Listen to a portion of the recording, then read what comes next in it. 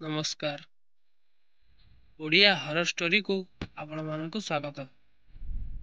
ଆଜି ଆପଣମାନଙ୍କୁ ମୁଁ କହିବାକୁ ଯାଉଅଛି କଞ୍ଚା ଡାହାଣୀର ଗପ ନୁହେଁ ତ ସତ ଘଟଣା। ଗୋଟେ ଗାଁରେ ଗୋଟେ ଗୁଣିଆଟିଏ ଥିଲା। ସିଏ ଯାଏ ଚାରିଆଡ଼କୁ ଝରାଝରି କରିବାକୁ। ଗୁଣିଆର ଗୋଟେ ଝିଅ ଥିଲା। ସେହି ଗୁଣିଆ ଝିଅଟି ଗାଁରେ ଥିବା ସାଙ୍ଗମାନଙ୍କ ସହିତ ମିଳିମିଶି ଖେଳିବାକୁ ଯାଏ ଏବଂ ରାତି ହେଲେ ସେହି ସାଙ୍ଗମାନଙ୍କ ସହିତ ତାଙ୍କ ଘରେ ଖାଇ ପିଇ ଶୋଇପଡ଼େ ଏବଂ ସକାଳୁ ଉଠି ଘରକୁ ଆସେ। ଦିନକର କଥା, ଗୁଣିଆ ଯାଇଥାଏ ଗୋଟେ ଗାଁକୁ ଝରାଝରି କରିବା ପାଇଁ।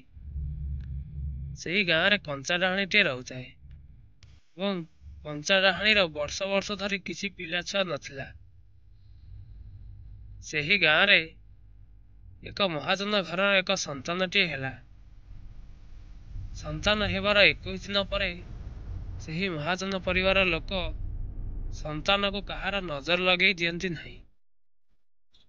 ସେହି ଗାଁ ପାଖ ଗାଁରେ 3 ଜଣ କଞ୍ଚା ଡାହାଣୀ ଥିଲେ।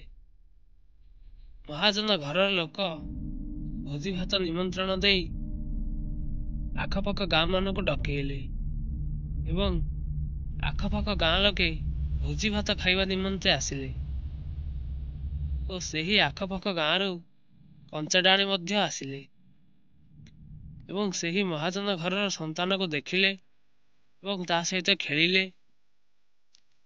ତାପରେ ସେହି ଶିଶୁଟିକୁ ମାରିଦେଲେ। ମହାଜନ ଘରର ଲୋକ ଖାଇବା ପିଇବା ସାରି ତାଙ୍କ ସନ୍ତାନ ପାଖକୁ ଗଲାବେଳକୁ ସନ୍ତାନଟିଏ ନ ଖେଳିକି ମରିଯାଇଛି। କିଛି ସୁଶବ୍ଦ ନାହିଁ।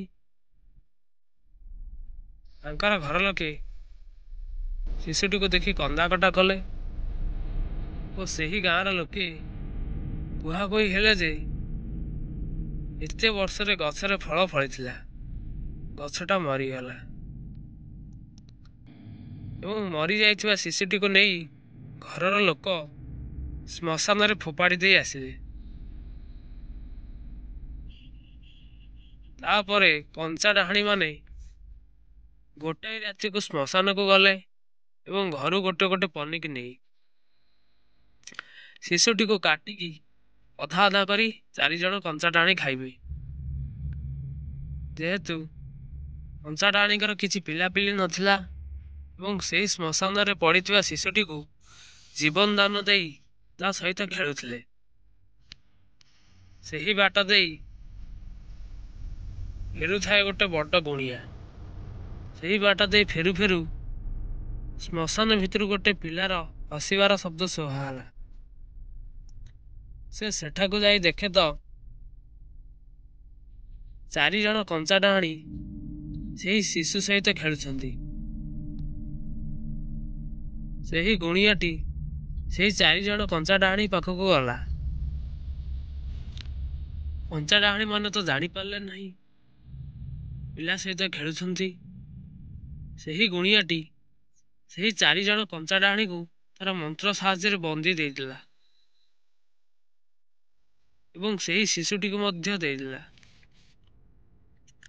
ଏବଂ କଞ୍ଚା ଡାହାଣୀ ମାନେ ସେହି ଶିଶୁଟିକୁ ସ୍ପର୍ଶ କରିପାରିଲେ ନାହିଁ ଏବଂ ସେହି ଗୁଣିଆଟି ମହାଜନ ଘରର ଗାଁକୁ ଗଲା।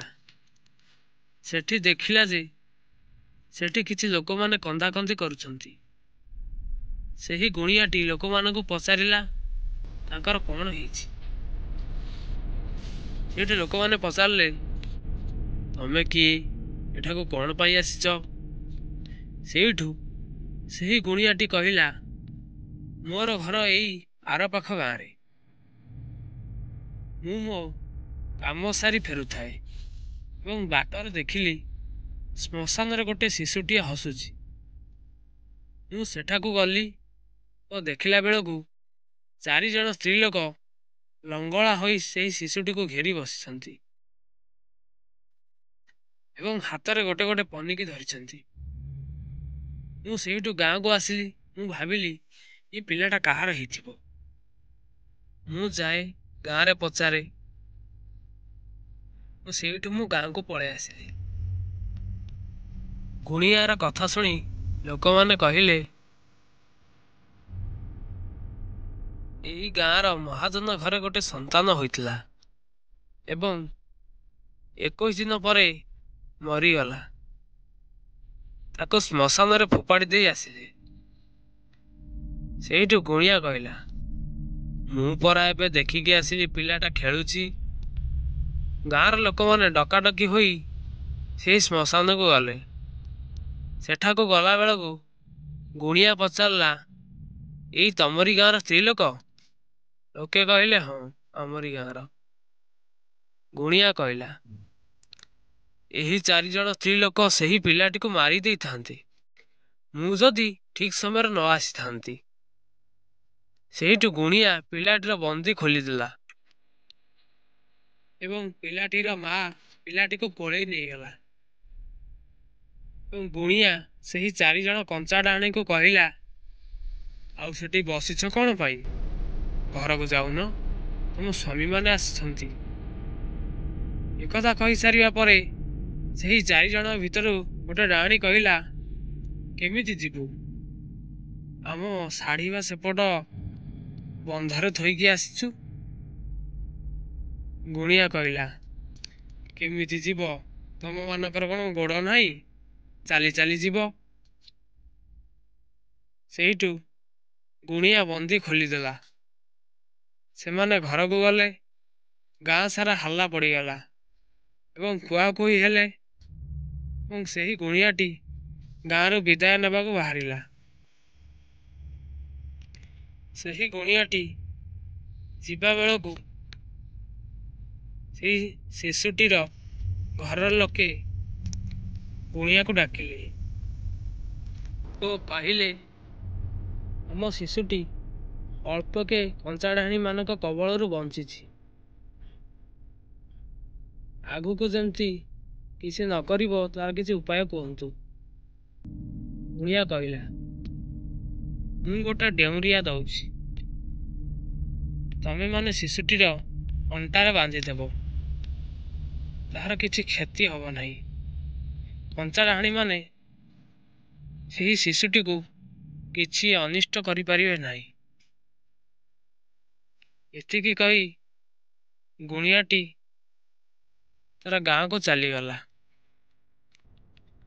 ଏବଂ ସେହି ଦିନଠାରୁ ମହାଜନ ଘରର ଲୋକ ସୁଖ ଶାନ୍ତିରେ ରହୁଛନ୍ତି।